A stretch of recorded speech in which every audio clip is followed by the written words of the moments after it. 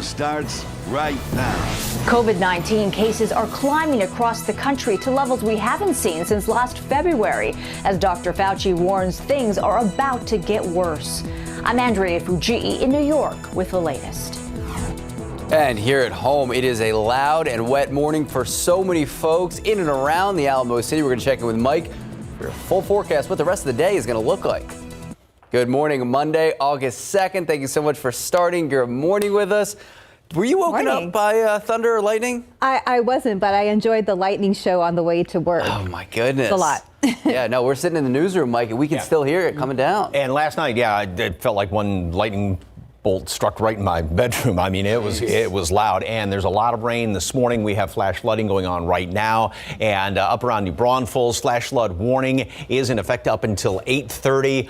Already at the airport, they've picked up about 1.5 inches, close to 2 inches of rain, and that's fallen in basically about the past half hour. And the flash flood warning does include a good portion then of Guadalupe County in towards Seguin. Again, this is in effect up until 8:30 this morning. This is what it looks like on radar. And again, these things just popped up. I mean, there was almost nothing out there about half hour, 45 minutes ago. Very strong cells. And some of the radar estimates, first of all, there's the green outline for the flash flood warning. Radar estimates are about 2 to 3 inches per hour. But there was also just some reports, ground reports, that it's coming down at the rate of about 5 inches per hour. That doesn't mean you'll get that much rain, but that is just coming down in buckets and buckets. So this is what we have to watch out for with the flooding, and it's coming down again just very, very quickly. And some of the estimates so far, 1.5 to 2 inches of rain has fallen, and that has been verified with some of the ground reports there, more than 1.5 inches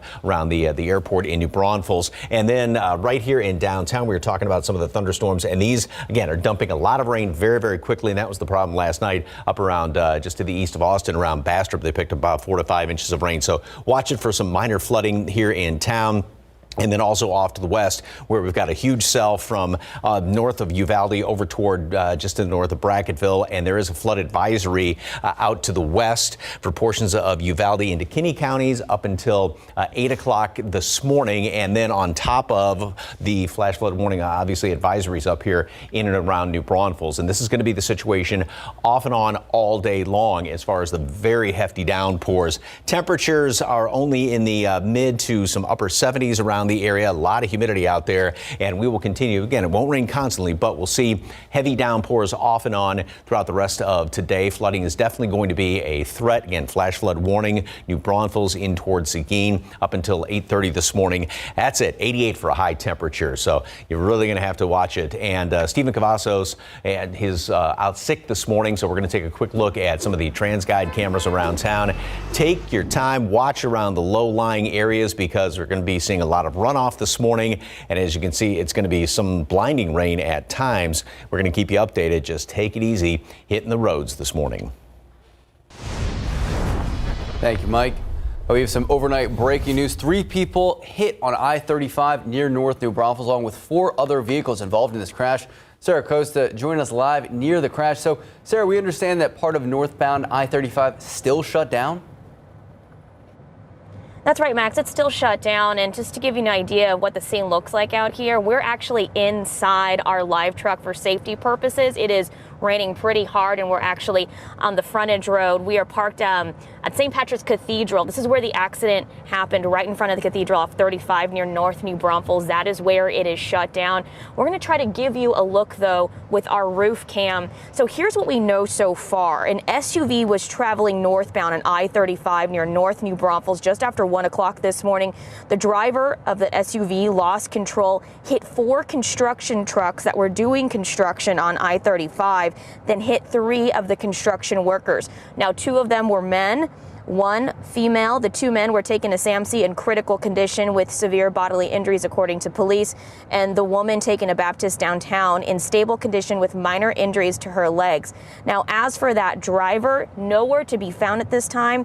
Police say he got out of the SUV and ran off right after the crash. So this happened just after 1 o'clock this morning when I was driving into work. The big chunk of 35 still shut down at North New Braunfels. So if this is in your route this morning, you're going to want to just make time for it and also make time for the rain, and we'll keep you posted. We believe the truck was towed at this time, so maybe this will be clearing up in the next hour or two, but we'll keep you posted. Just keep it live here on GMSA on air and online. Back to you guys. Thank you, Sarah. This morning, we're still waiting to learn the name of a man killed after he was trapped in a fire. This happened yesterday morning at a building which used to be a Mexican restaurant in the 600 block of Ruiz Street on the city's west side. Firefighters say they tried to get into the building after they found out someone may have been inside, but they say the flames and the heat were just too intense for entry. Once the fire was out, firefighters said they found a 65-year-old man unresponsive. That man was carried outside by fire crews who tried to save his life, but they were unsuccessful. Investigators say they believe the man killed in the fire was the restaurant's owner. A West Side homeowner now speaking out after a house fire trapped his dog inside. John Paul Barajas caught up with the man, find out how his pups are doing and what comes next now that his house is destroyed. Over 2 decades of good times and memories in Richard Escamilla's home torched. Now, a week after the blaze, it's been demolished as well for safety reasons.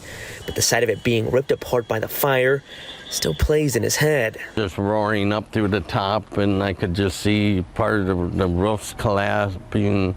I can see the firemen going in there, the smoke coming up. The main thing was the dogs. I mean, I knew they were in there. With the roof collapsing, he began to fear the worst. Then nearly an hour and a half into crews working the blaze, someone over the radio saying the dog's underneath the bed, and all the neighbors were just like, they're alive. He explains firefighters asked him to go inside and help them get the dogs out. The home still smothered by smoke. When I came in, they were still fighting a little bit of fire. She was underneath that table, and then, she couldn't breathe and she couldn't get up. And when I went down there to get her, the Chihuahua buddy, he stuck his nose out from underneath the bed. Escamilla says although his house is gone, he's blessed no one was hurt and that his furry family has been nursed back to health. My wife loves them dearly like kids, and I can imagine being here today without them. That was John Paul Barajas reporting. Escamilla tells us he is lucky he has insurance. He plans to rebuild. He added that his neighbor, who owns a plumbing company, said they would even donate labor to get the job done. Still no word yet on the investigation that sparked the flames. Topping your morning headlines, COVID-19 infections again heading in the wrong direction. This now marks the 6th straight week of a steady increase in virus cases in the U.S. Dr. Fauci saying things are about to get worse. ABC's Andrea Fujii is tracking the latest. An alarming rise in COVID-19 infections across the country. For the first time since February, cases surpassed 100,000 in a single day over the weekend, and hospital admissions surging to more than 6,000 patients a day. With cases soaring steadily over the past 6 weeks, mainly due to the more contagious Delta variant, Dr. Anthony Fauci with a stern warning. Things are going to get worse. We have 100 million people in this country who are eligible to be vaccinated who are not getting vaccinated. Though Dr. Fauci does not anticipate lockdowns, he says people in areas where vaccination rates are low are at the most risk. More than 76% of counties are now reporting high or substantial transmission rates. And Louisiana, with the highest case rate in the country, hospital admissions have gone up 500% in the last month. And it's not just adults. Our Lady of the Lake Children's Health in Baton Rouge now has 11 kids hospitalized with COVID, 6 in the ICU, many who can't yet get the vaccine. We're seeing more children who are sick. It's literally twice the amount of children that we're seeing hospitalized than we were during the original surge. In Nebraska, Shelley Wachter urging people from her hospital bed not to make the same mistake she did and get vaccinated. I could have saved myself and my family so much by having gotten the immunization. The CDC suggests the Delta variant is more contagious than the common cold. An average person with a cold can infect 2 to 3 people, but an average person with the Delta variant can infect 5 to 9 people. Andrea Fujii, ABC News, New York. After much delay, senators have unveiled their $1 trillion bipartisan infrastructure bill. The Infrastructure Investment Jobs Act is more than 2,700 pages long and includes new expenditures on roads, bridges, water pipes, broadband, and other projects, plus cybersecurity. Senate Majority Leader Chuck Schumer kept the senators in a rare weekend session to wrap up the work, optimistic it could be passed in the next couple of days. And housing courts around the country expect to be very busy today after the federal eviction moratorium was lifted over this weekend. Now, housing advocates fear the end of the CDC moratorium could result in millions of Americans being evicted in the coming weeks, but most expect an uptick in filings in court in the coming days rather than a wave of evictions. The Biden administration has argued that their hands are tied after the Supreme Court signaled the moratorium could only be extended until the end of the month. And now to the West Coast. Firefighters in Oregon are reporting good progress in the battle against the nation's largest wildfire. At last check, containment of the Boot Lake fire in remote southern Oregon is up to 74%. The fire destroyed 646 square miles. California's Dixie Fire covered nearly 383 square miles in mountains where 42 homes and other buildings have been destroyed. And another wildfire officials are monitoring, this one in Hawaii on Hawaii's Big Island. Flames destroyed at least 2 homes and scorched more than 40,000 acres. Time now is 4:41, 79 degrees out. Still to come, a hippo mystery in Mexico. Why experts have some big questions about this little guy. Oh, he's so cute. Yeah. Plus, good story to tell you about. An ancient Roman ship has been discovered. We're going to break down what experts hope to find next. And taking a look outside with a live cam. Like I said, I saw a lightning show on the way to work. You guys might witness the same, and a lot of rain moving through the area. We'll be right back.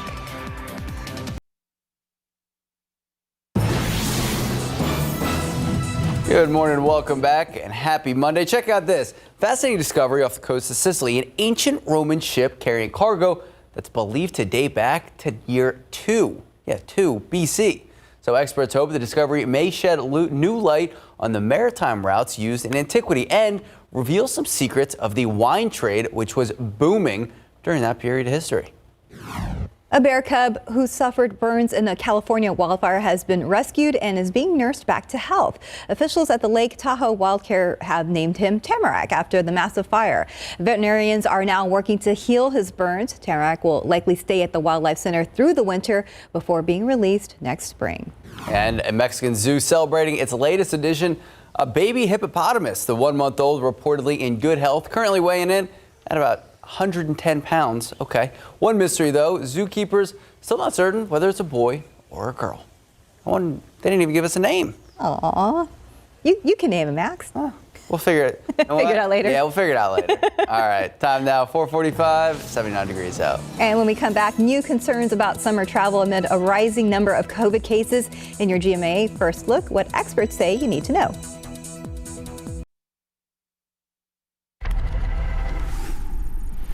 In this morning's GMA First Look, summer vacation headache. Does the surging Delta variant mean you need to rethink your family's travel plans?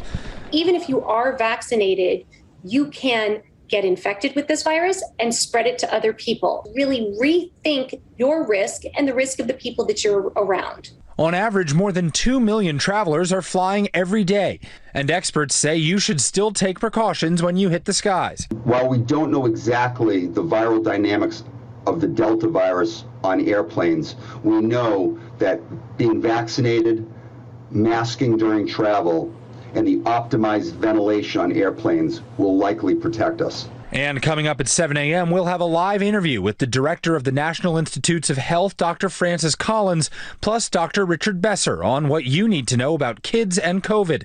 With your GMA First Look, I'm Will Reeve, ABC News, New York.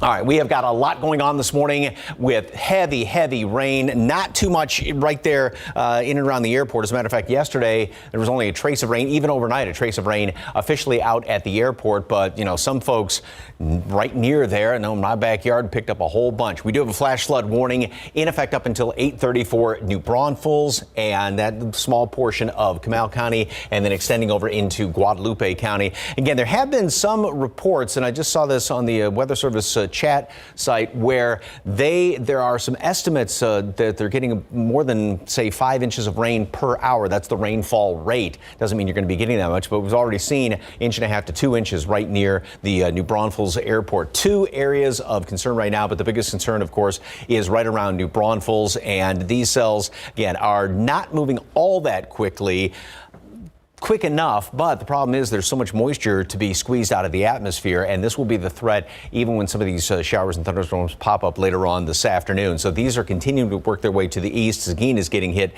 fairly hard right now, and then we've got some of these thunderstorm cells and even a couple of more developing here on the south side of town, working their way off to the east. And one of the concerns too is, and this was the case last night, this cell here is kind of throwing out, it doesn't show up too well on this image, but one of those outflow boundaries, those mini cool fronts, that is going to be running into some of these cells moving in here. So around St. Hedwig, eastern Bexar County, 160410 area, you want to watch it for some of these cells to really start to dump a lot of rain in, say, the next half an hour or so off to the east in eastern Bexar County. Now, further out to the west, those cells continue to develop just north of Uvalde, near Sabinal, and heading out just a little bit into Edwards County. We do have flood advisories for northern Uvalde, as well as portions of Edwards and Kinney counties up until 8 o'clock this morning. And of course, on top of the flash flood warning in and around New Braunfels and Seguin, there is a flood advisory which covers a bit more of the area out there. So again, heavy downpours, can't emphasize that enough. Here's 24-hour rainfall totals, and a lot of this right here just to the east of New Braunfels came this morning, about 3 inches of rain. These are some of the radar estimates. About an inch of rain here just on the east side of San Antonio, on the east side of downtown. Again, that came just in the overnight hour, in the past, say, hour or so. So it's coming down really hard and heavy. And look at that, around Bernie, 3 inches of rain in the past 24 hours. Up to the north, they've had 4 inches around Austin, over toward Bastrop. A lot of that came just last night in the past 12 hours. And then a lot of this in the recharge zone, and these rainfall amounts obviously have been very, very heavy, so the ground is saturated now, so anything on top of that is obviously going to be running off, and flooding will definitely be an issue. Here's computer model through the rest of this morning. We will have showers and these thunderstorms. Things may start to ease just a little bit by later on this afternoon. Now, even though this doesn't depict it, if we get any one of these thunderstorms to pop up, they're going to be dumping a lot of very heavy rain. Then the trend is going to be for the majority of the rain. The majority, that doesn't mean all of it, is going to be, and over the next couple of days, tomorrow in toward Wednesday and Thursday, to be further to the south in the southern half of the area. Again, that doesn't mean we won't see anything San Antonio north of there, but that will be where the majority of the rain is going into the next couple of days. Okay, the forecast today, we will have showers and thunderstorms scattered about the area this morning. Heavy downpours can be expected. Watch out for flooding in low-lying areas. In the next half an hour, watch it on the east side of Bexar County, with some of those storms that are developing, kind of running into each other, and the ones up by New Braunfels. 85 degrees at noon, and then a high temperature today up to 88. That's it, almost 10 degrees below normal. A few showers and thunderstorms around the area with some potentially heavy rain. Then we go into the next few days. The trend is still going to be for temperatures to be well below normal, and rain chances will start to ease somewhat. And again, the trend will be in the southern half of our viewing area with showers and thunderstorms. Best chance of rain today, and it starts to kind of taper off a little bit. A few scattered showers, thunderstorms Thursday, Friday. Back to summer this weekend with 97 degrees, plenty of sunshine. But again, this morning, take it easy, watch low-lying areas. All right, Mike Osterhage, thank you so much. Yep. Be careful. Yeah, definitely be careful. Time now, 4:53, 78 degrees out. And just ahead, a look at the movies that made the top spot at the weekend box office. That's next in your Spotlight News.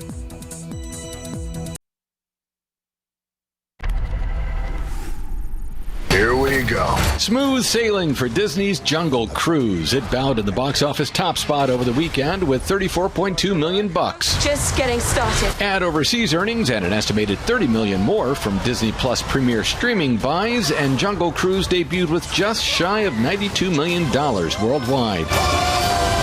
But that could sink fast.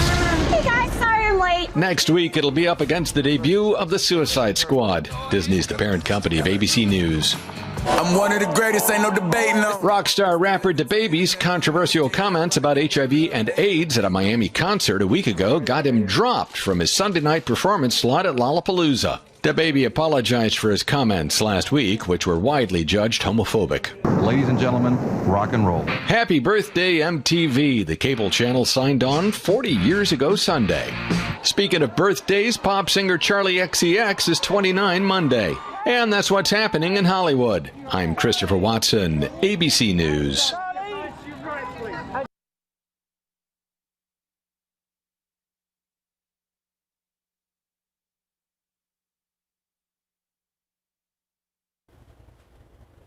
And just ahead in our next half hour, people coming together to remember the mother of 4 who was shot and killed during a standoff. We'll be right back. Live from KSAT 12. Good Morning San Antonio starts right now. And taking a look outside with live cam this morning, there's a lot to watch out for. A lot of heavy downpours moving through the area.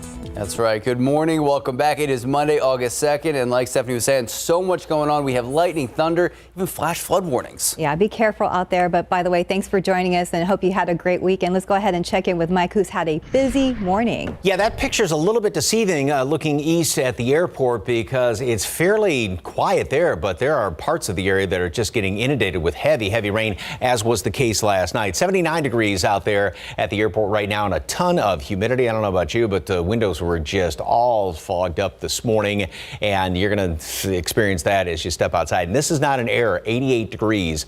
That's it for a high temperature today. About 10 degrees below what you would expect for the 2nd of August. The aquifer, yesterday's reading did drop down 0.2 of a foot. That should be getting a pretty good bumped with all the rain that has fallen in the recharge zone just since last night. Mold and pigweed are low. Mold's probably going to be going up given the fact we've had all this rain around here. Flash flood warning is in effect for New Braunfels, a portion of Comal County and Guadalupe County up until 8:30 this morning. Picked up about 2, maybe 3 inches of rain in half hour's time, maybe less than that in some parts in and around New Braunfels, and very, very heavy rainfall rates. So here's what's going on with radar right now. 2 big pockets that we're watching, one out there in Uvalde County and then this one up around New Braunfels right now. It is continuing to work its way to the east somewhat, but fairly slowly. So a good chunk right around Seguin, you're getting hit very hard with a lot of this lightning, thunder, and these heavy downpours, and these are moving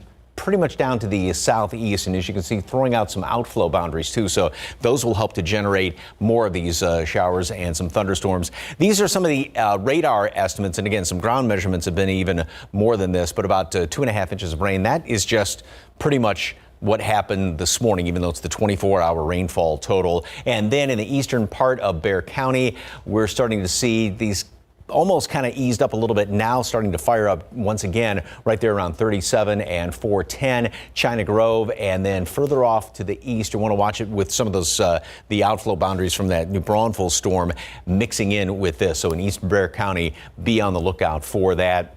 And then more of these cells are developing out here to the west, right around 90 and 1604. And again, heavy downpours. You can get 2-3 inches of rain very, very quickly with some of these cells. And then this one, which is almost looks like it's kind of concentrating now on Uvalde County with, again, big light show, heavy downpours. Some of the radar estimates, 1.5 inches, 2, 3, 4 inches of rain in western Uvalde County that has fallen in just a matter of a couple of hours. And flood advisories are issued for Uvalde County as well as portions of Kinney and Edwards. And then, of course, the flood advisory on top of the flash flood warning up there around New Braunfels and Seguin. Showers, storms, some heavy downpours.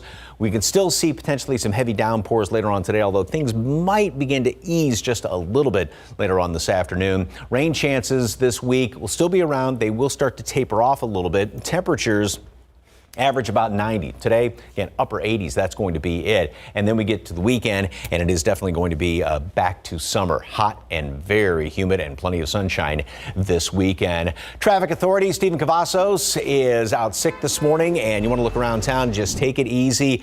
You want to watch it in parts of town where we've had some of the heavy rain because low-lying flooding is definitely going to be an issue. 35 Topperwine, no problem there, but 35 at New Braunfels, you can see a lot of flashing lights, heavy rain there. there, and 35 at Pine, not bad, but there is a huge issue there on 35 right to northeast of downtown at New Braunfels Avenue. We're going to have more on that in just a couple of minutes. Steph, Max. Thank you, Mike. Developing now, 3 people working construction on I-35 near North New Braunfels were hit by an SUV early this morning. The crash caused part of northbound 35 to be shut down for a couple of hours. Sarah Costa is live near that scene. And Sarah, what does it look like out there right now? Well, about 15 minutes ago, Stephanie, the scene actually cleared. So that part of northbound 35 is no longer closed. It is open. But let me tell you what happened earlier. Just after 1 o'clock this morning, an SUV traveling northbound 35 near North New Braunfels actually struck a construction crew. It hit 2 construction trucks and 3 construction workers. And then the driver actually got out of his vehicle and ran off. So police are still looking for that driver this morning. They do know that his vehicle is registered out of Dallas, hitting those 2 construction trucks. First, one construction truck carrying barrels, the other one carrying signs. As for those 3 people that were hurt, one is a woman. She was taken to Baptist downtown with minor injuries to her legs. The 2 men, however, are in critical condition at BAMC this morning. Again, the scene is now clear and I-35 is back open. Live from near downtown, I'm Sarah Costa, KSAT 12 News. Back to you guys. Thank you, Sarah. Stay safe out there. Now to a story we first brought you on GMSA. Families and friends gathering on the south side to raise money in honor of a mother of 4 who was shot and killed during a standoff just last week. That mother, 29-year-old Neida Tijerina. Now, San Antonio police say while they were negotiating with her common-law husband, Angel Sanchez, he was holding Tijerina and 3 of her children hostage.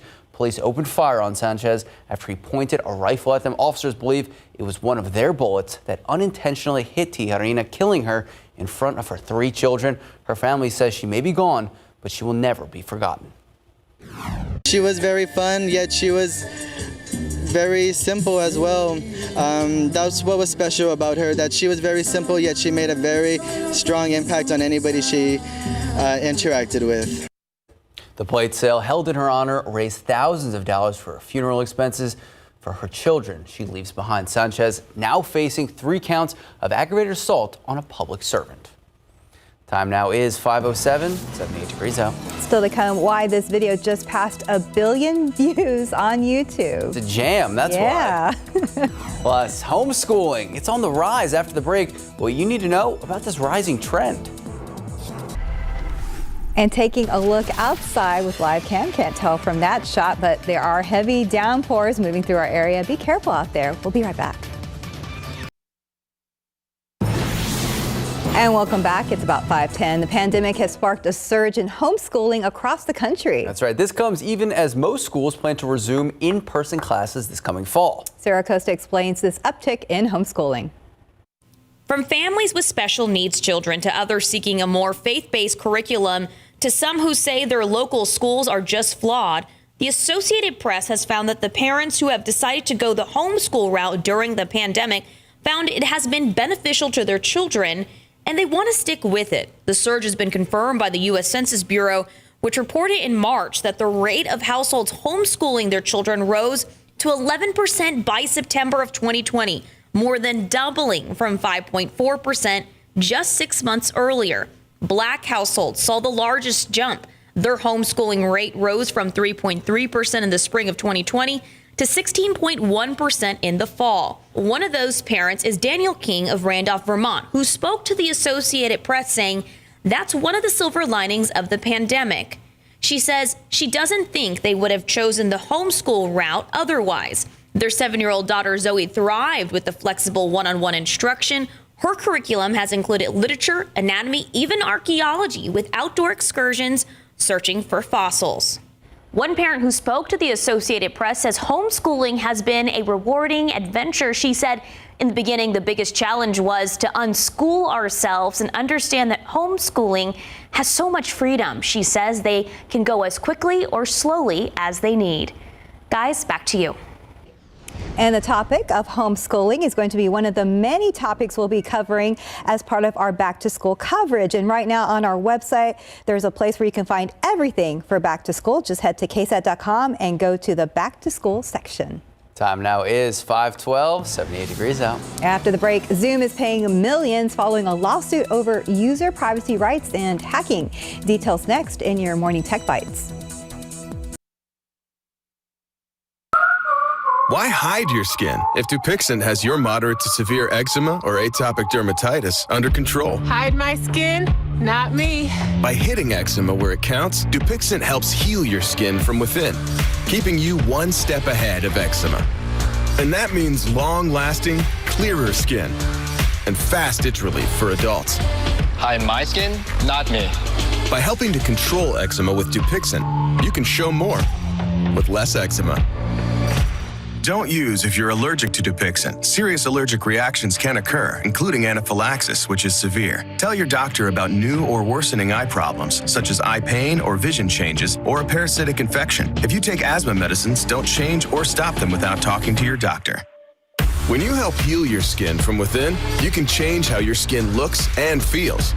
And that's the kind of change you notice. Talk to your eczema specialist about Dupixent, a breakthrough eczema treatment.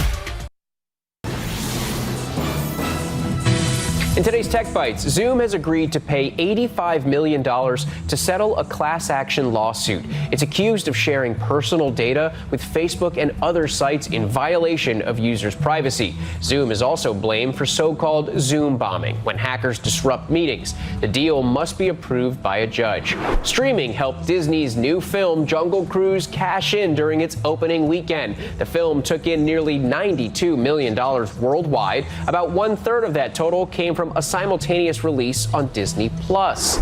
And the official video for Rick Astley's 1987 hit, Never Gonna Give You Up, has surpassed 1 billion plays on YouTube, and many of those views were involuntary due to the phenomenon known as Rickrolling. He pranked people by interrupting them with that song. Those are your Tech Bites. Have a great day. Catchy song. Taking a look outside with TransGuide.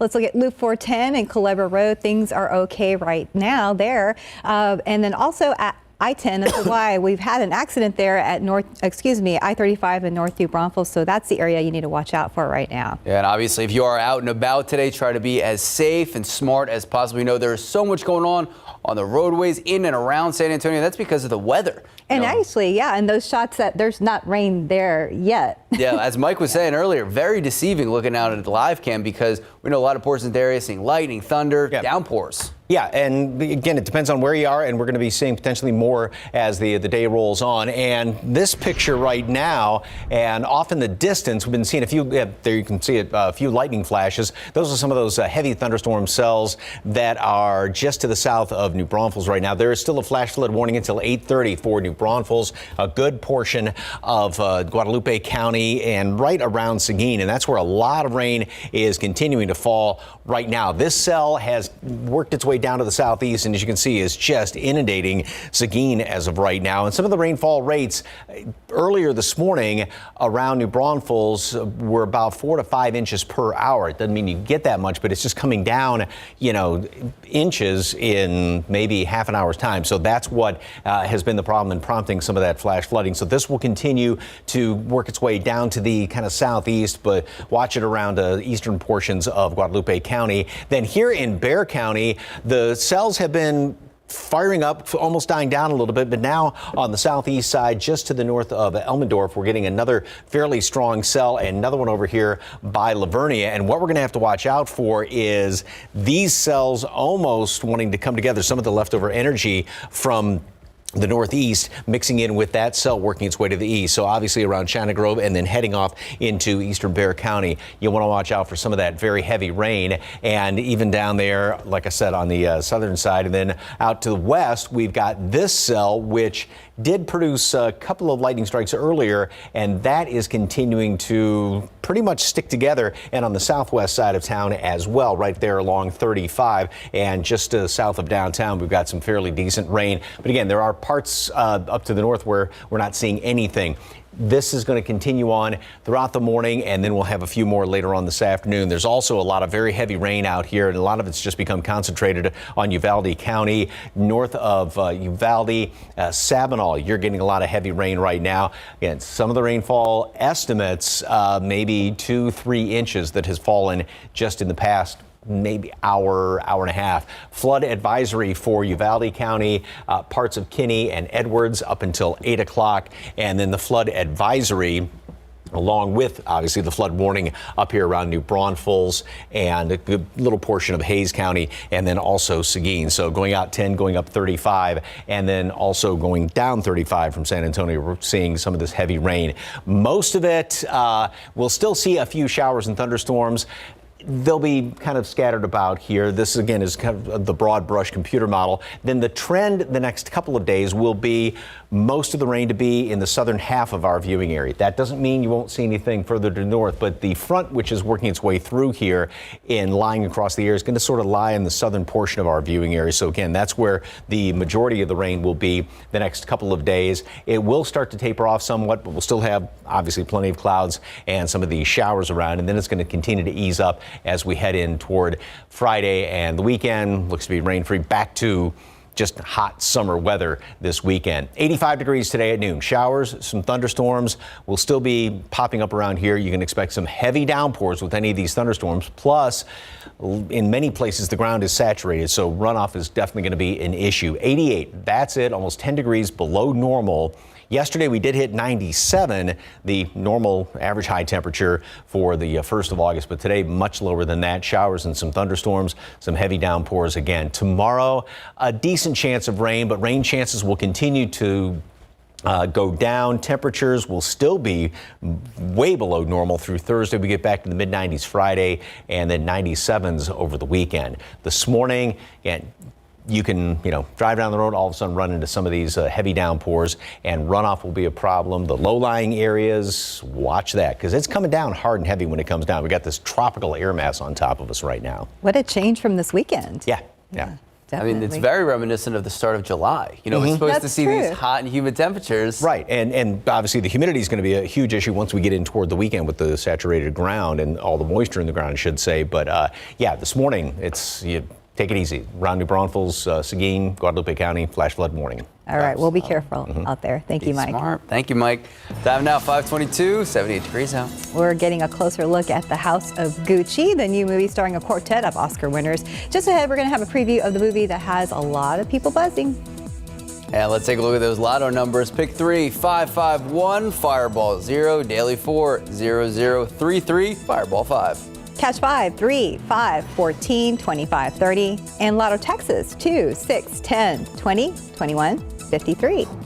And your Powerball numbers 1, 21, 22, 34, 47, Powerball 4, Power Play 2. Good luck.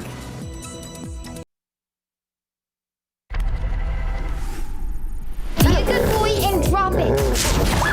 Clifford the Big Red Dog is keeping away from COVID-19. Paramount had planned to debut the family film September 17th, but concerns over the Delta variant have prompted the studio to delay the release. Paramount's website now says Clifford will open November 5th, when studio execs hope children can more safely go to theaters. It was a name that sounded so sweet, so seductive. Here's your first look at House of Gucci, starring a quartet of Oscar winners. Lady Gaga, Adam Driver, Jeremy Irons, Salma Hayek, Al Pacino, and an unrecognizable Jared Leto star in the drama about corporate intrigue, money, and murder in the famous Italian fashion family. The film from director Ridley Scott arrives fashionably in theaters November 24th. Ashley Judd is walking again less than 6 months after shattering her leg in a Congolese rainforest. Judd posted videos on Instagram hiking in a national park in Switzerland. She heaped praise on her doctors, therapists, and supporters. In Hollywood, I'm David Daniel. Thoughts on the Gucci movie? Looks great. It does look so good. I mean, Lady Gaga did a great job the last time. Oh, yeah. She was in a movie, so we shall see. Yeah, they had me at Al Pacino. I think they had a lot of people there. Sold. Yes. All right, 526, 78 degrees out. And later on Good Morning America, how's this for a dynamic duo? The stars of Suicide Squad, Idris Elba and Margot Robbie, are live. They're talking about their new movie that's getting rave reviews and blowing up the superhero genre as we know it. That's on GMA beginning at 7. Plus, important news if you're getting ready to head back to the grocery store this morning at GMSA at 6 a.m. while your coffee, cereal, and other your favorite treats may cost you a little bit more. And after the break, we're keeping an eye on the roadway. Sarah Acosta is live with the latest on an early morning crash, and we're going to have new video of that scene.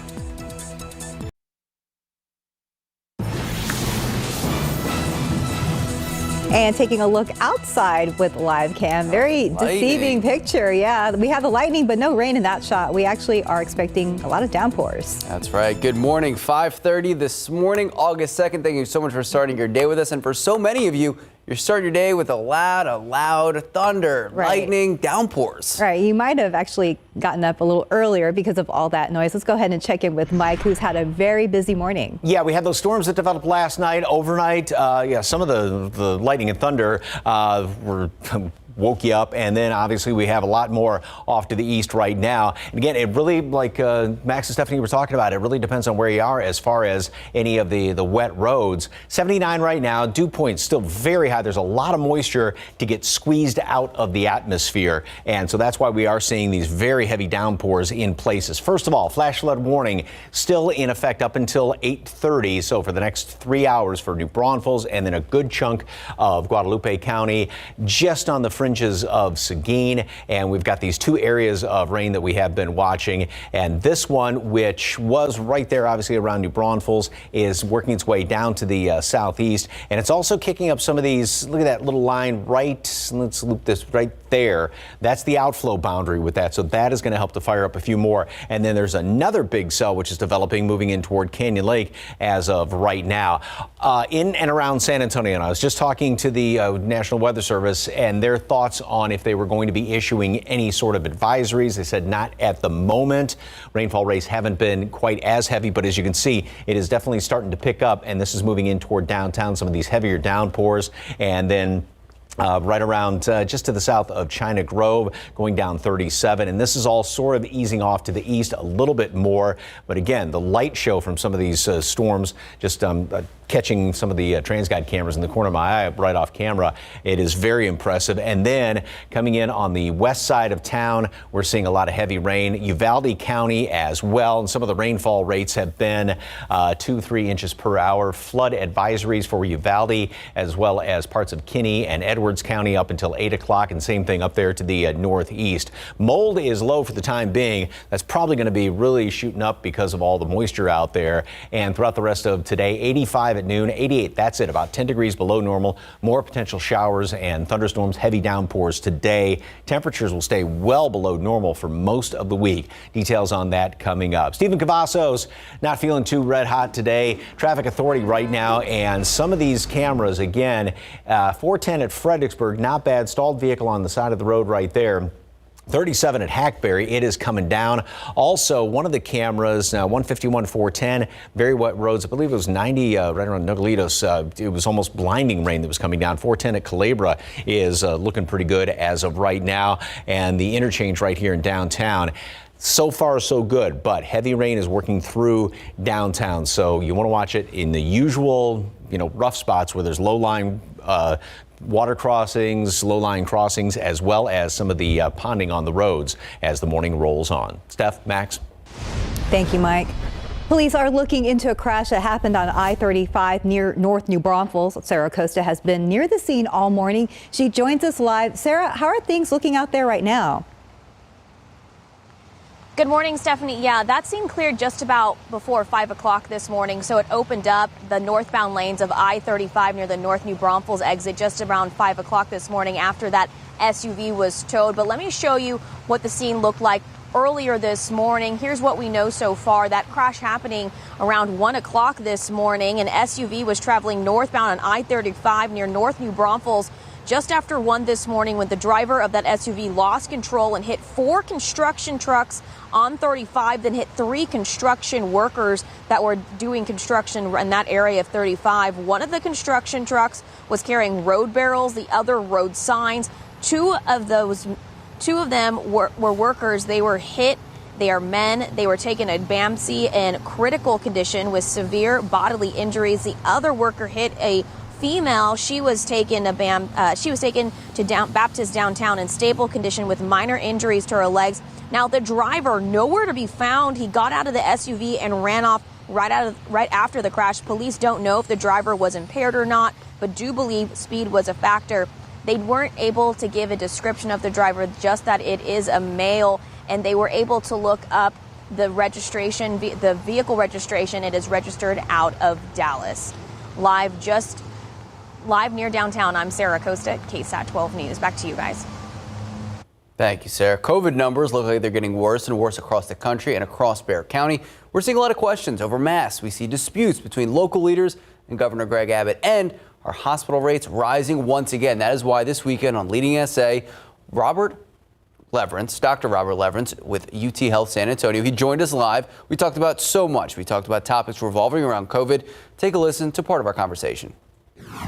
97% of the patients in the hospital admitted for COVID are unvaccinated patients. The staff, they're very committed, but this is their fourth round with this surge, and so I'd have to say they're tired too, and a little bit concerned that if people come in either for COVID or for some other reason, they may not be able to get the care that they hope for just due to delays from the crowding that's in the hospital. Dr. Leverance also talked about how the Delta variant is a game changer and our community needs to reach a higher percentage of vaccinations to finally feel safe from the virus. We also talked about the possibility of a booster shot and masks in schools. You watch the entire interview right now. Just head to the Leading SA section of KSAT.com. And lawmakers are making progress in the long effort to pass an infrastructure bill. That's right. Senators staying for a rare Sunday session, putting forward a finalized text for the measure. CNN's Reed Binion reports.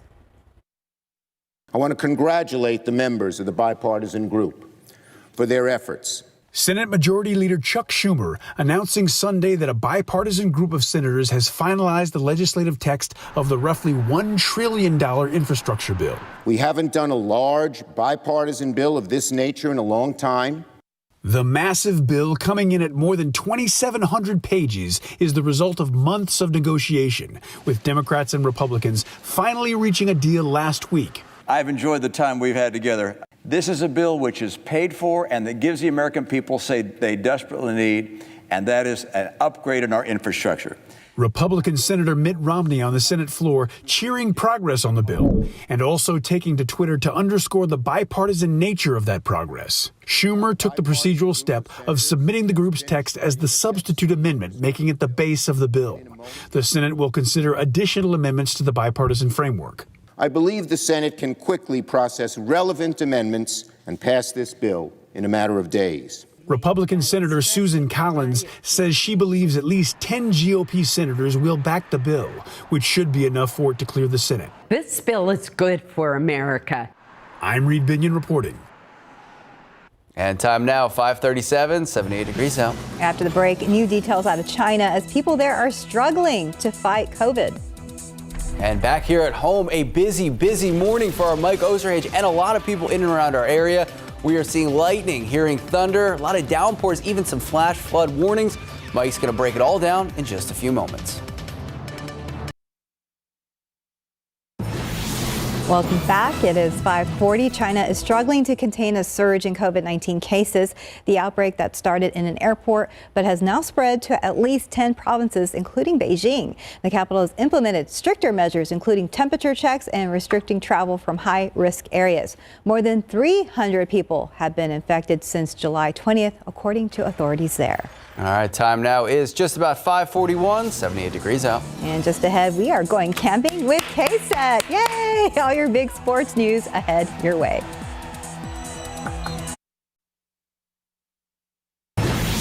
Hi, welcome back. It's about 5:43. If you wanted to make it as a female gymnast, the Caroli Ranch in the Huntsville area was a place to train. But after a shameful chapter in history, the question now turns to the facility and its future. With the Tokyo Olympic Games underway, Joel Eisenbaum with our sister station KPRC in Houston is taking a closer look at the new owner of that ranch. Deep inside Walker County's woods, it's a long, bumpy road to get there. In fact, it's hard to believe that for decades, this was the path to Olympic gold. There were school buses several times a week coming up and down the road.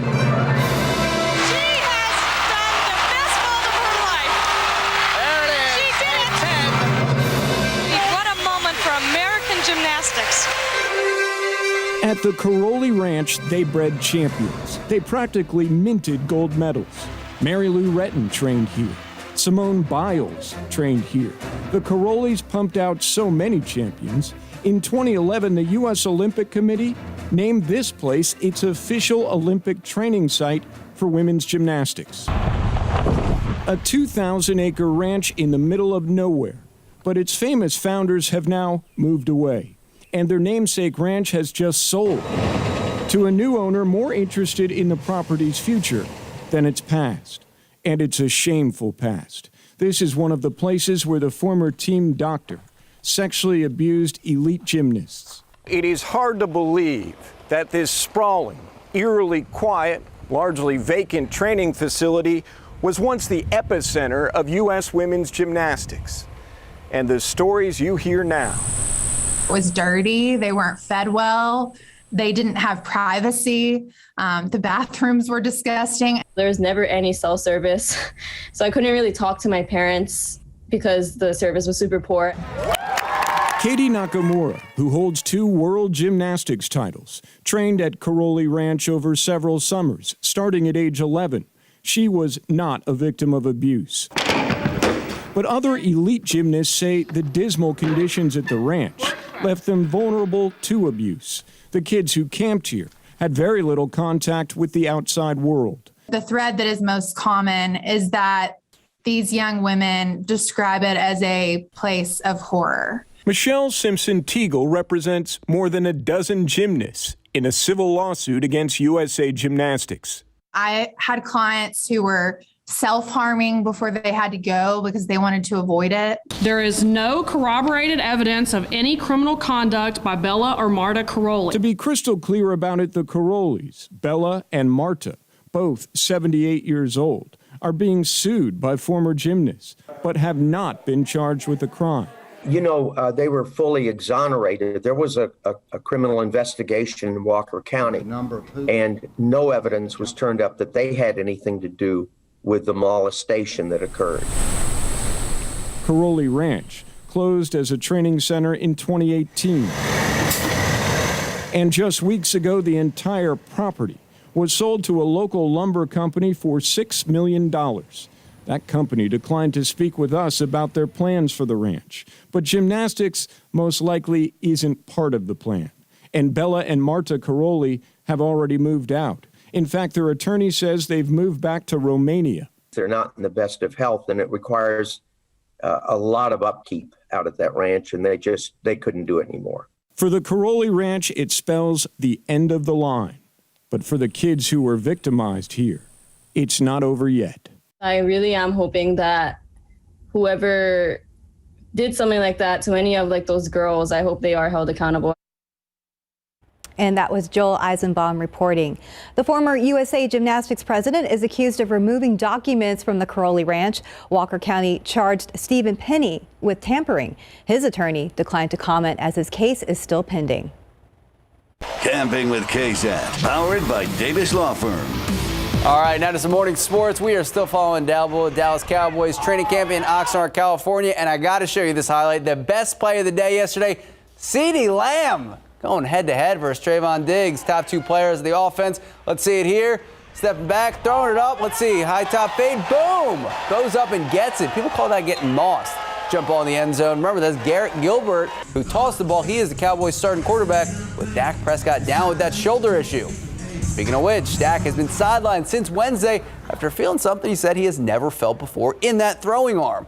An MRI revealed last week a muscle strain in his throwing arm. Since then, Dak has been on the field, just not allowed to throw the ball. He's going to be reevaluated later today, see when he can start back up again. This is all after going 9 months of rehab for that ankle injury he suffered last season, the worst of his career, the worst of many people's careers. Dak doesn't seem too worried about it, though. Just a little shoulder pain, a little shoulder soreness, I should say, and tightness. Didn't obviously want to push through something that could potentially make it worse. So it's just frustrating just leaving the field. Anytime you have to leave the field because of anything, not being out there with your teammates, not getting better, but it's not necessarily a concern I'm worried about or a concern that I think is going to continue throughout camp or anything. And taking a look at the upcoming Cowboys schedule. Remember, we are camping with KSAT today. The players have the day off, or as they like to say, a rejuvenation day. They're going to pick back up practice tomorrow, 1 to 3 p.m. On Wednesday, they're headed to Canton, Ohio, ahead of the Thursday night matchup with the Steelers in the annual Hall of Fame preseason game. Gotta love it. All right, turn to the Olympics. Team USA basketball in the Americans' final game in group play. Kevin Durant making history, taking on the Czech Republic. He now becomes the United States all-time leading scorer in the Olympics. He actually passed Carmelo Anthony for that honor. Currently standing at 354 points. The U.S. will look to him to be more offensive as they start the knockout round of the Olympic basketball. That starts tomorrow. USA taking on Spain in the quarterfinals that the teams have faced before. Each in the last 3 Olympics. The U.S. holds a, get this, 16-2 all-time advantage taking on Spain. So there you go. I want to say go Spurs go because we have Keldon Johnson on the team. We'll take that. Taking a look outside with TransGuide this morning, there's a look at 35 of Flores and I-10 and De Zavala. Things moving there, but again, we are expecting some heavy rain in some of these areas. Looking okay there also at 281 and Loop 410. Let's go ahead and check in with Mike. Yeah, no. Just wanted to update something. A new flood advisory has been issued for parts of Bexar County right now, and that's up until 8:45 this morning. Going to show you that in just a moment with all the very heavy rain that has been falling. So still not too bad over there by the airport, but again, roads are kind of damp with some of the rain we had last night, and there is a lot going on around town. First of all, we do have also a new flash flood warning down here for Seguin and further on into portions of Guadalupe County. That's on top of the flash flood warning that was issued earlier this morning with that very heavy rain that continues there in Guadalupe County. And it's we're looking at rainfall rates at times. It was falling at 3, 4, 5 inches per hour, picked up 2, 3 inches of rain in real short period of time. So again, flash flood warning for Guadalupe County. And then up here around Canyon Lake, these cells have really started to fire up right along 281 and then just there around Bulverde, northern Bexar County. Like I said, moving in toward Canyon Lake, moving off to the east. So San Marcos, where there was a lot of rain, and up here around Hays County last night. You want to watch out for that, as well as if these get going and then work their way in toward New Braunfels again on top of the rain that we already had this morning. Here in town, there's the very heavy rain from downtown back down to the southeast, and off in the eastern portion of Bexar County. We're going to have to watch out for that as well, as these cells almost kind of come together off to the east. But this is where, like I said, it has been, these storms have been starting to develop and continuing to dump a lot of rain and really not moving all that much. More here on the just near southwest side of downtown, and then over there on the west side over there by Lackland Air Force Base. And these showers and heavier thunderstorms, like I said, will continue on. And then over there in Uvalde County, a lot more heavy rain, and that continues there. New flood advisory for western Bandera County, portions of Real County, on top of the flood advisory for Uvalde County. And then again, here in Bexar County, working its way over into portions of Wilson as well as Guadalupe County, the flood advisories that are in effect up until 8:45 this morning. So low water crossings, the usual places, a lot of ponding on the roads, and also there's going to be a lot of runoff throughout the day. And with the ground saturated, this was in the past 24 hours. I mean, look at throughout most of the recharge zone, a lot of very heavy rain, and then these heavy cells. And all of this right around Bexar County has been pretty much in the past couple of hours. Again, that's what's prompting the flood advisory here in town. So temperatures really aren't going much of anywhere throughout the day. 85 degrees at noon, showers and a few thunderstorms. And then later on this afternoon, only 88 degrees, about 10 below normal, showers, thunderstorms. And throughout the day, you still can see some heavy downpours. The ground is very, very saturated, of course. And then rain chances will continue to sort of ease up a little bit. We'll still have some around tomorrow. The trend will be for most of the rain to be kind of in the southern half of our viewing area the next couple of days. Temperatures will still stay very low, back to summer by the weekend. But again, flood advisory for, looks like most of downtown and the eastern portion of Bexar County up until 8:45 this morning. We'll watch out for that. Thank Yeah. you, Mike. Thank you, Mike. Busy morning. Yes. It's wet out there. All right, 5:54, 78 degrees now. A quick look at the roads with TransGuide. Taking another look there at Loop 410 and Culebra Road and I-10 at the Y. Things are moving. We'll be right back.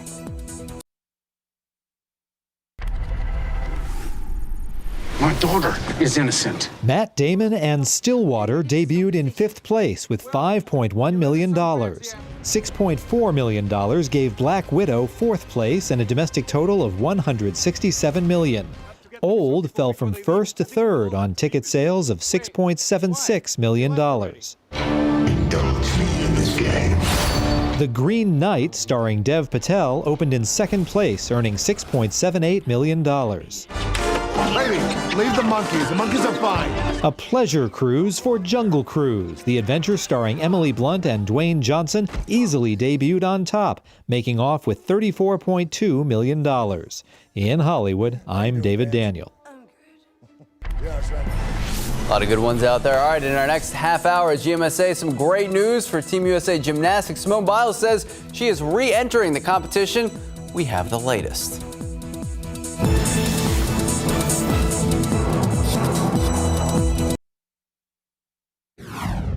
Three construction workers are recovering this morning after being struck by an SUV on I-35 while working on the interstate early this morning.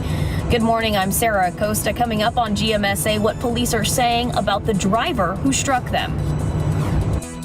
COVID-19 cases are climbing across the country to levels we haven't seen since last February, as Dr. Fauci warns things are about to get worse.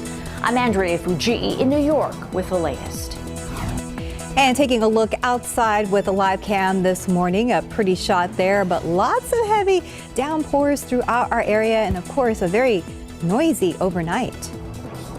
Live from KSAT 12. Good Morning San Antonio starts right now. Good morning. It is Monday, August 2nd. Thank you so much for starting your morning with us. You weren't woken up by any of that thunder or lightning, but you said you did see it coming in. Right. I'm a heavy sleeper. Happy Monday, by the way.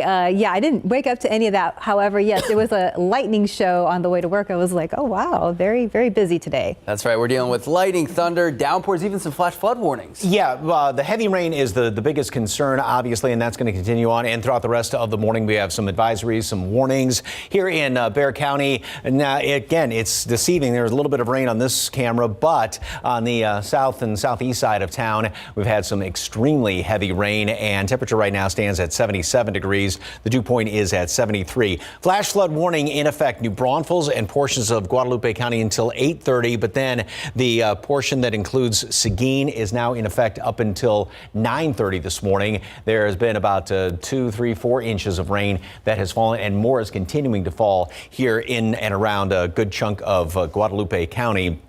And then more developing off to the northwest. So right there, that heavy cell, which is falling right around Seguin. And then in Bexar County, we've had these thunderstorm cells, which have almost been kind of sitting still on the south and southeast side of town. More of these cells developing in behind that. And again, that's what's prompting the flood advisory around Calaveras Lake, Elmendorf, and then also in towards St. Hedwig. About 2, 3 inches of rain has fallen, but that's also now starting to work its way further up to the north, right along 281 in toward Olmos Park, Alamo Heights in toward Kirby, and then on the northeast side of town over there right around, say, 410 and 35, the interchange there. On the west side of town, we have more of these heavier downpours, and then also out in Uvalde County, a lot of very heavy rain. This is continuing to work its way now into Medina County, and we've got some thunderstorm cells also in and around Canyon Lake. New flood advisories posted around Canyon Lake in toward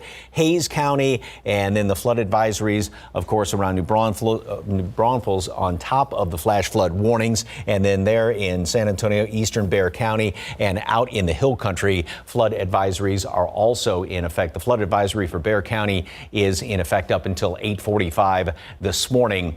Mold right now is low. The updated count's going to be coming out in about an hour and a half, and I suspect it's going to be very high with all the moisture in the past roughly 12 to 16 hours. 76 degrees right throughout the rest of the morning, basically steady temperatures, and we're not going to be going all that far as temperatures today. 85 at noon, more showers and thunderstorms, potentially some heavy rain throughout the day, although I think the aerial coverage may ease up a little bit this afternoon. We still could see one or two of those heavier downpours, and 88 for a high temperature, about 10 degrees below normal for a high, and that's going to be the trend throughout the next couple of days. Stephen Cavazos is out sick today, so Traffic Authority, you have to watch it with some of these heavier downpours. 10 there at Probant. It is coming down hard and heavy. Watch it for the ponding on roads. 35 over there at Randolph as well. Heavy rain. 10 at Frio. Most areas around town have heavy rain. Watch out for the runoff. The usual low water crossings are definitely going to be in effect this morning, and more rain the next couple of days. The forecast is coming up. All right, thank you, Mike. Speaking of those roadways, 3 construction workers recovering this morning after being hit by an SUV on I-35 while doing work on the interstate. Sarah Costa is live from that area. And Sarah, we understand that the crash shut down northbound 35 near North New Braunfels for a couple of hours this morning. That's right, Max and Stephanie. From about 1 o'clock this morning to 5 o'clock this morning, I-35 was shut down. It is reopened at this point, but still we're seeing a lot of rain and a lot of lightning. That's why we decided to go live from inside the truck to stay safe. But let me show you what the scene looked like earlier this morning. So far, what we know is an SUV was traveling northbound on I-35 near North New Braunfels just after 1 this morning. The driver lost control, according to police, and hit 4 construction trucks on 35, then hit 3 construction workers who were working on the roads during that time. So one of those construction trucks was carrying road barrels, the other road signs.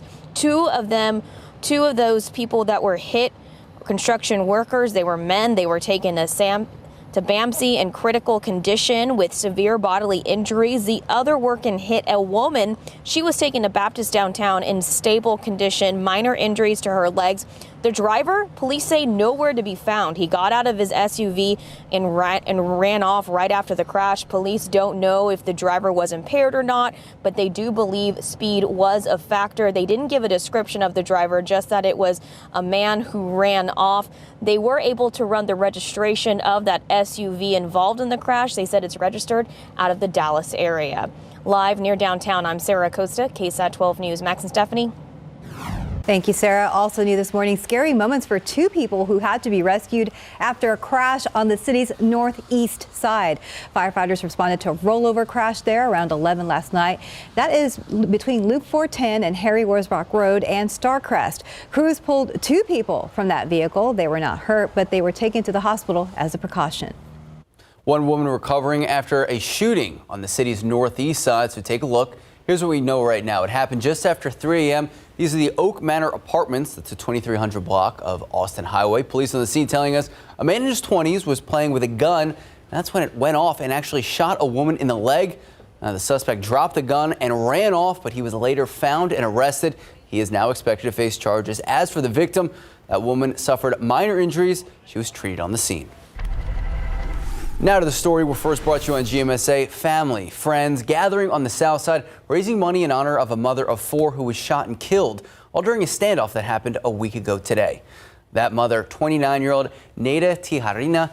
Now, San Antonio police tell us while they were negotiating with her common-law husband, Angel Sanchez, he was holding Tijarina and 3 of her children hostage. Police opened fire on Sanchez after he pointed a rifle at them. Officers now believe that it was one of their bullets that unintentionally hit Tijarina, killing her in front of her 3 children. Her family says she may be gone, but she will never be forgotten. She was very fun, yet she was very simple as well. That's what was special about her, that she was very simple, yet she made a very strong impact on anybody she interacted with. The plate sale held in her honor raised thousands of dollars for funeral expenses and for her children she now leaves behind. As for the suspect in the case, Sanchez facing 3 counts of aggravated assault on a public servant. In your morning headlines, after much delay, senators have unveiled their $1 trillion bipartisan infrastructure bill. That bill is more than 2,700 pages long and includes new expenditures on roads, bridges, water pipes, broadband, and other projects, plus cybersecurity.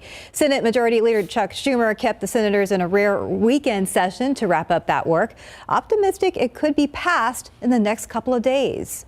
Now to a story that could have huge implications on paying at the pump. Oil prices falling in early trading today amid worries over China's economy and higher output from OPEC countries.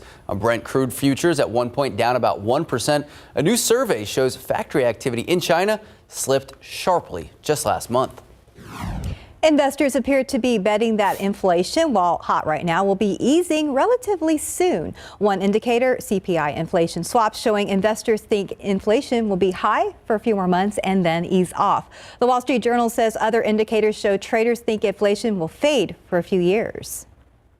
All right, now to the latest on the pandemic. COVID infections again heading in the wrong direction. This now marks the 6th straight week of a steady increase in COVID cases across the country. Dr. Fauci saying things are about to get worse. ABC's Andrea Fujii is tracking the latest. An alarming rise in COVID-19 infections across the country. For the first time since February, cases surpassed 100,000 in a single day over the weekend, and hospital admissions surging to more than 6,000 patients a day. With cases soaring steadily over the past 6 weeks, mainly due to the more contagious Delta variant, Dr. Anthony Fauci with a stern warning. Things are going to get worse. We have 100 million people in this country who are eligible to be vaccinated who are not getting vaccinated. Though Dr. Fauci does not anticipate lockdowns, he says people in areas where vaccination rates are low are at the most risk. More than 76% of counties are now reporting high or substantial transmission rates. And Louisiana, with the highest case rate in the country, hospital admissions have gone up 500% in the last month. And it's not just adults. Our Lady of the Lake Children's Health in Baton Rouge now has 11 kids hospitalized with COVID, 6 in the ICU, many who can't yet get the vaccine. We're seeing more children who are sick. It's literally twice the amount of children that we're seeing hospitalized than we were during the original surge. In Nebraska, Shelley Wachter urging people from her hospital bed not to make the same mistake she did and get vaccinated. I could have saved myself and my family so much by having gotten the immunization. The CDC suggests the Delta variant is more contagious than the common cold. An average person with a cold can infect 2 to 3 people, but an average person with the Delta variant can infect 5 to 9 people. Andrea Fujii, ABC News, New York. Simone Biles is back in the Olympic Games. Biles announcing she will return to competition in the balance beam. That's tomorrow. The big news comes a little over a week after stepping away from the meet to focus on her mental health. She removed herself from the team final after a shaky performance on vault. She watched from the sidelines as 3 teammates completed the meet without her.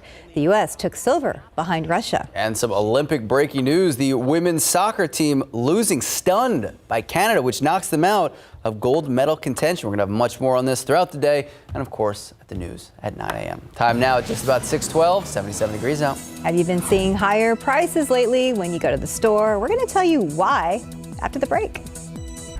And one last look out at the Alamo City. All right, we're starting to see a little bit more on this live cam. We know that there is lightning, thunder, some downpours out there. If you are leaving the home today, make sure to drive safe, be smart. We're going to check in with Mike in just a bit. And welcome back. It's about 6:15. The world's largest food and beverage company is introducing even a bigger price hike as commodity and transportation costs surge. That's right. Nestle, which sells everything from ice cream to coffee, even cereal, says it would respond to higher input costs by raising prices in the second half of 2021. In a conference call, the CEO said inflation has been virtually absent for a number of years and then pointed out very sharply it hit us directly, end quote. The CEO added he believes that this inflation is transitory. But the owner of brands including Nescafe, Gerber, and Cheerios said it would need to raise prices by roughly 2% to offset cost increases of 4%. Nestle hiked prices by 1.3% in the first half of this year. The company can hedge against some cost increases such as rising coffee prices, but it can't avoid those rising costs of things like transportation, which has been putting pressure on the company's margins. Companies from General Electric to Anheuser-Busch and even Unilever have warned in recent weeks about rising input costs as the global economy recovers from this pandemic. Demand for some products have increased sharply as people resume travel and return to the office, and global supply chains remain stretched. Nestle's rival, Unilever, said last week that it was increasing prices across multiple markets and product categories, all in response to higher input costs. The owner of brands like Ben & Jerry's cited the example of soybean oil prices, which increased 20% last quarter. They're now up 80% compared to last year. Palm oil prices also higher. They are 70% higher than their long-term average. And central banks, including the U.S. Federal Reserve, are grappling with how to respond. Many economists believe that price hikes will prove fleeting, but if they're wrong, central banks could be forced to abruptly pull back support for the economy later this year in order to get inflation under control.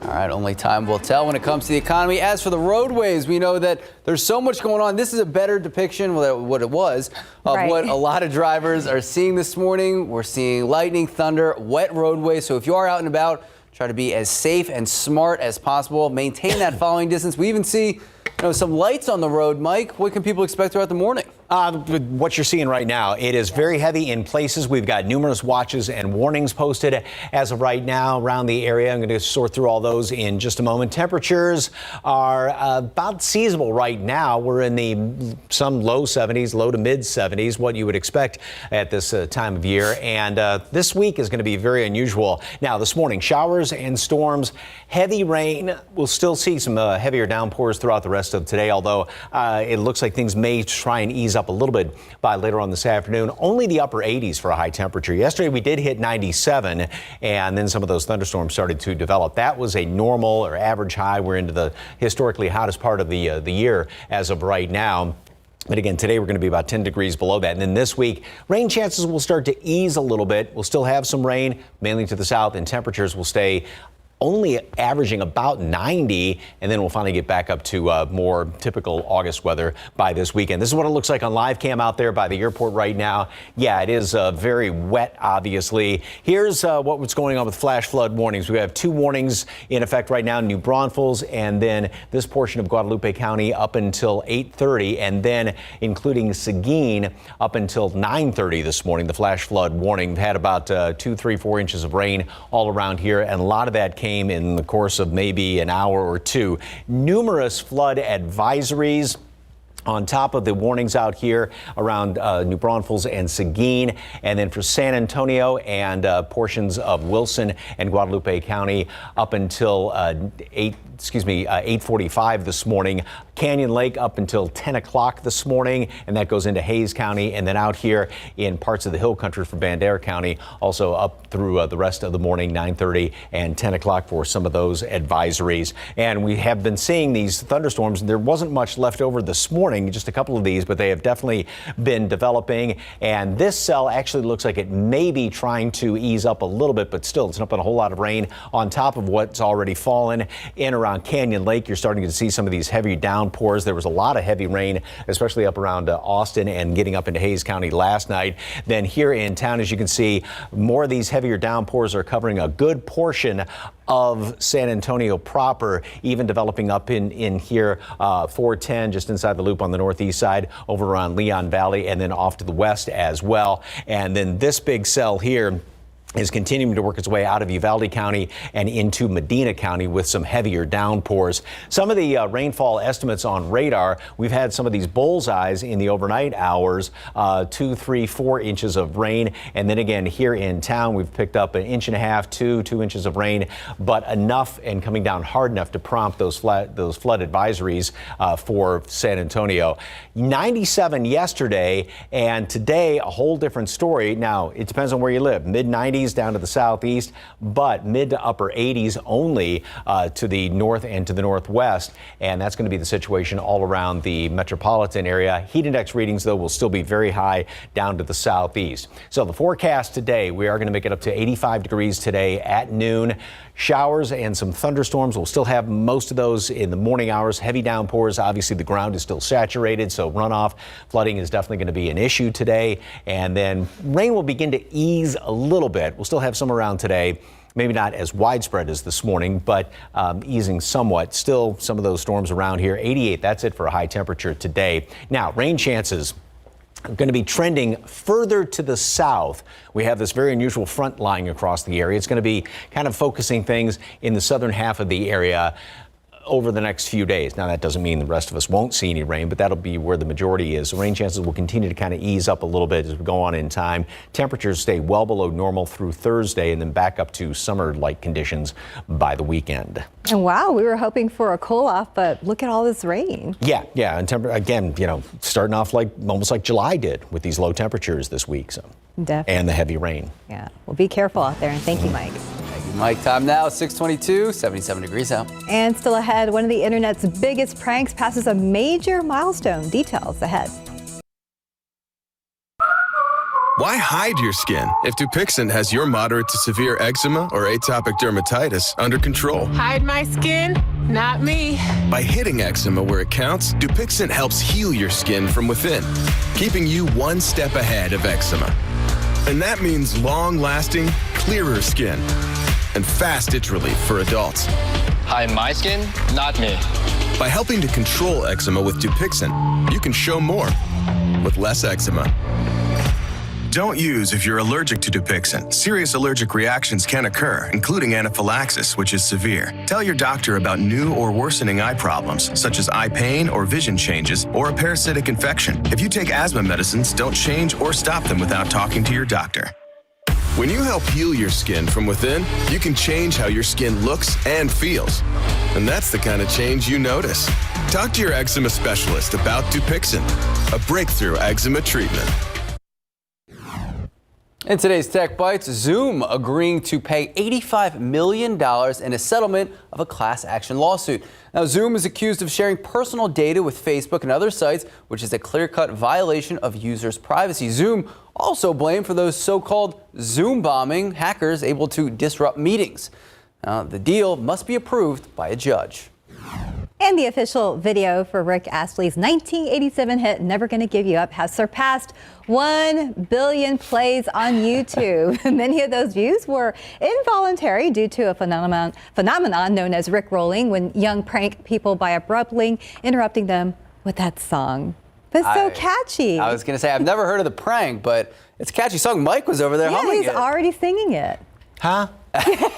People are clicking as we speak. What'd you say over there? 6:26. Never gonna give you up. No. 77 degrees. Oh, so sweet, Mike. Aww. And still ahead on GMSA, one man fighting for his life after he was hit by a pickup truck.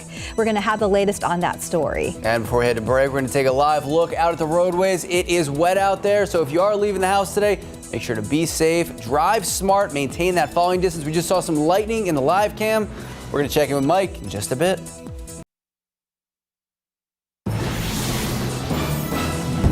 Police are searching for the driver who struck 3 construction workers who were working on I-35 early this morning. Good morning, I'm Sarah Acosta. What police are saying about the condition those workers are in. And taking a live look out at the Alamo City. This picture really does not depict what we've been watching throughout the morning. Mike's going to join us telling about the thunder, the lightning, those flash flood warnings. We have a lot to discuss this morning. Hi, good morning. It is Monday, August 2nd. Happy Monday. Thanks for joining us, and be careful out there. Yes. We know there's already been a lot of situations going out on the roadways. They are wet. There's a lot of distractions out in the atmosphere. Speaking of which, Mike Osterhage. Yeah, we were talking about this the past couple of days, how we were getting ready for this next rain event, and there was going to be the potential for these very tropical downpours because of the humid air mass, all the moisture in the atmosphere right now, and that is definitely living up to the billing with some of the rainfall that we've seen, yesterday, last night, some of those storms, especially up around Austin, Bastrop, 4 inches of rain, and then this morning we've already seen 2, 3, 4 inches of rain that has come down just in the matter of maybe a couple of hours, maybe even less than that. A lot of rain, slow going over there, 410. Lightning, obviously, in the distance. And most of San Antonio is seeing rain as of right now. More on that in a second. Flash flood warnings in effect. New Braunfels and the northern portion of Guadalupe County. up until 8:30 this morning. And then for Seguin and the southern portion of Guadalupe County, that is in effect up until 9:30 this morning. Here's what it looks like on radar, and we've been watching these cells. A couple of hours ago, there's hardly anything out there, but these things have definitely been developing. And the rain is, for the time being, easing up there around New Braunfels. This area right around Seguin with some of those heavier downpours. And again, rainfall rates at one point this morning were estimates about 4 or 5 inches per hour, just coming down literally in buckets. Now for New Braunfels, even though things have kind of settled down a little bit, we've got these cells in and around Canyon Lake and then up into Hayes County, and those may be working their way in toward New Braunfels, almost working straight to the east, more developing back out there toward Sisterdale and Candelia as well, working its way to the east. And then in and around town, the heaviest rain has been in the southeastern part of Bexar County, around China Grove, Elmendorf, where more of the thunderstorms are. But as you can see, most all of Bexar County and San Antonio has some of that heavier rain. And then these cells, which have been just inundating Uvalde County, are now working their way in toward D'Hanis. You're getting a lot of that heavy rain. Hondo, get ready for that, and that will continue to work its way to the east as well. Here's the advisories, and there's about 4 or 5 different ones posted throughout the rest of the morning. Not going to go through all the various expiration times, but a lot of rain advisories: Canyon Lake, New Braunfels, Seguin, San Antonio, and the east side of Bexar County, and then out there to the west of us. And mold is on the low side for the time being, but I have a feeling that's definitely going to be going up with all this moisture around here. So showers and thunderstorms around. Some heavy downpours can be expected this morning. Even today, I think rain chances may ease a little bit later on this afternoon. And then the next couple of days, we're still going to see rain chances, although they will start to go down ever so slightly. Temperatures today, only the upper 80s. We're going to be averaging about 90 for the next few days, well below what you would expect the first week of August. But by the weekend, it's going to be back to hot, sunny and very humid conditions later on this weekend. Details in just a couple of minutes. Traffic Authority, Stephen Cavazos is out sick this morning. Going to take a look around town, and most all of the roads are definitely wet. We do have some issues here. 410 at New Braunfels. A lot of flashing lights off to the side of the road. Some stalled vehicles there. 410 at Fredericksburg. Otherwise, traffic's moving along slow and steady. That is the key. As you can see, kicking up some rooster tails out there with these heavy downpours. Watch out for standing water on the roads and a lot of runoff in the usual low water crossings as well. All right, Mike Osterhage, thank you so much. Speaking of the roadways, a crazy story we've been monitoring throughout the morning. Police now searching for the driver who not only ran over 3 construction workers, but also crashed into 4 construction vehicles. All this happening on I-35 earlier this morning. That's right. That is I-35 near the North New Braunfels exit. Sarah Costa joins us live from that area with the latest. Good morning, Sarah. Good morning, Max and Stephanie. Yeah, we're still seeing a lot of rain and lightning in this area, so we were actually pulled over and going live inside our live truck.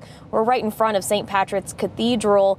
This is right where in front of where that accident happened. This actually shut down part of I-35 for several hours this morning, but let me show you what that scene looked like earlier.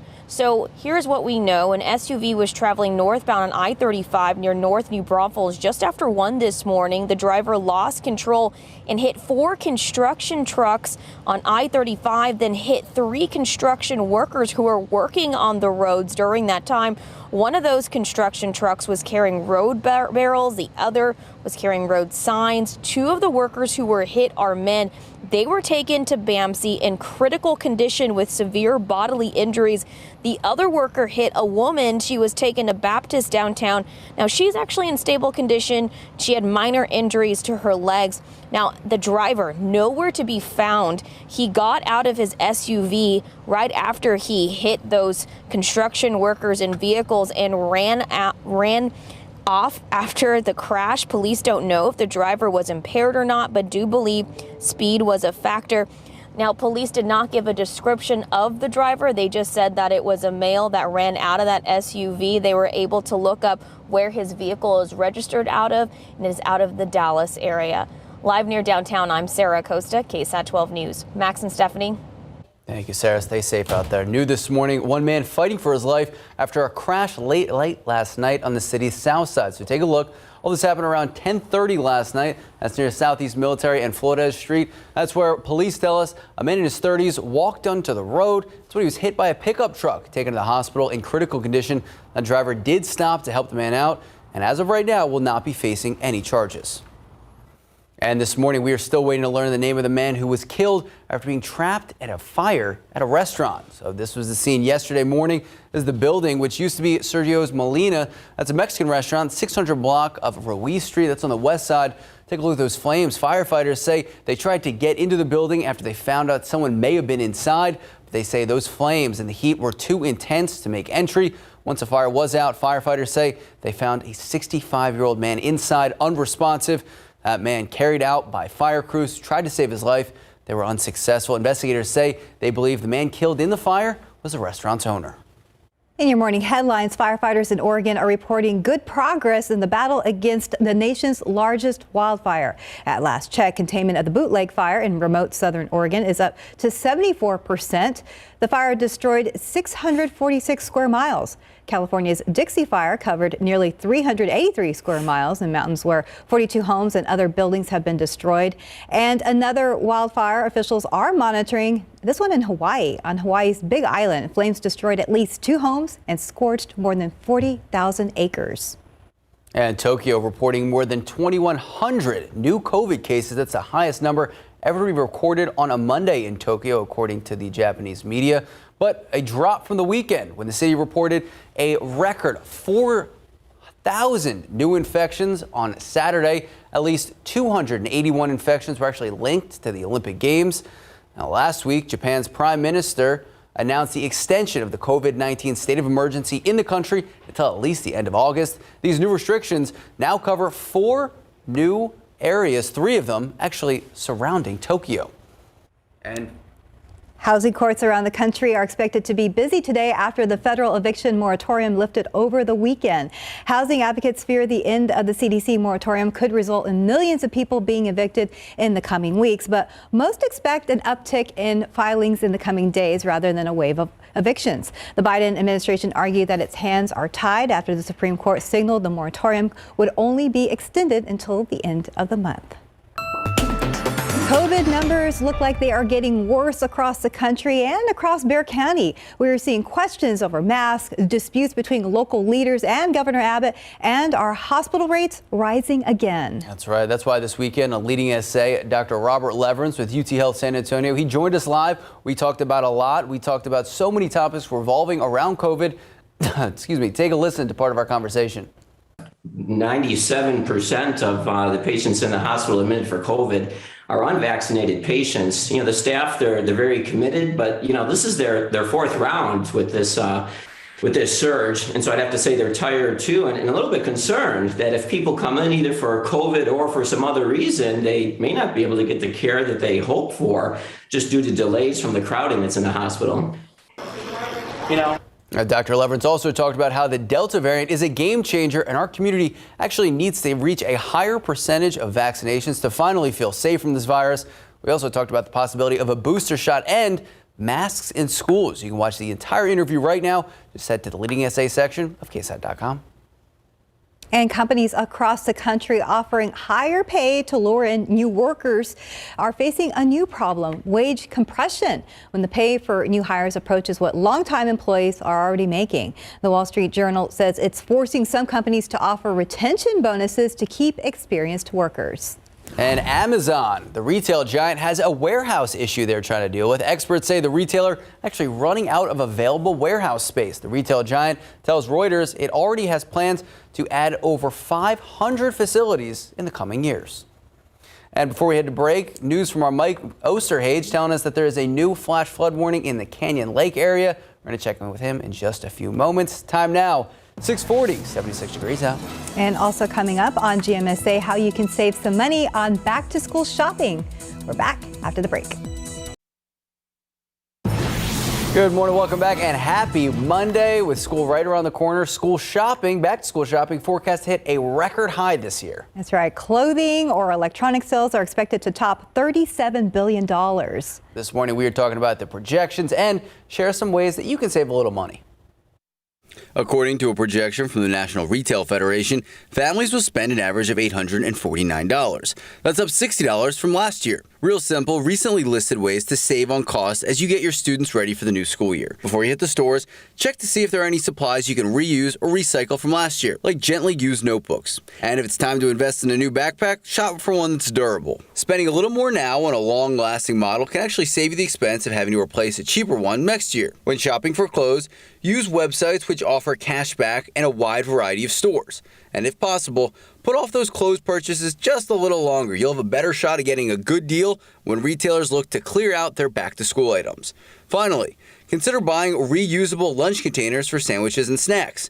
It's an environmentally friendly way to save on the cost of having to buy plastic baggies each and every day throughout the year. Camping with KSAT, powered by Davis Law Firm. Had to wait for the KSAT Camping with KSAT graphic, but if you do save some money, you can spend it on Cowboys tickets. This morning, we are still following at Cowboys training camp in Oxnard, California. The best play of the day yesterday, by far. Take a look at this. Gilbert launching back over the top. Boom, CeeDee Lamb. Gotta love it. CeeDee Lamb over Trayvon Diggs. The top two players on offense and defense going head-to-head. Jump ball in the end zone. Remember, Garrett Gilbert, he is starting right now because Dak dealing with that shoulder injury. Speaking of which, let's look at Dak. Dak has been sidelined since Wednesday. He said he felt something he's never felt before in that throwing shoulder. An MRI later revealed a muscle strain in the throwing shoulder. Don't worry, though. We're going to explain why. Since then, Dak has been on the field, just not throwing the ball. He's going to be reevaluated today to see when he can start again. Remember, this all comes after 9 months of rehab for that ankle injury he suffered last year. Clearly the worst of his career. So we'll see if he can play today. But remember, today, Monday, is the players' day off, or what they like to call a rejuvenation day. They'll pick back up practice tomorrow, 1 to 3 p.m. Then on Wednesday, they are headed to Canton, Ohio, right ahead of their Thursday night matchup with the Steelers in the annual Hall of Fame game.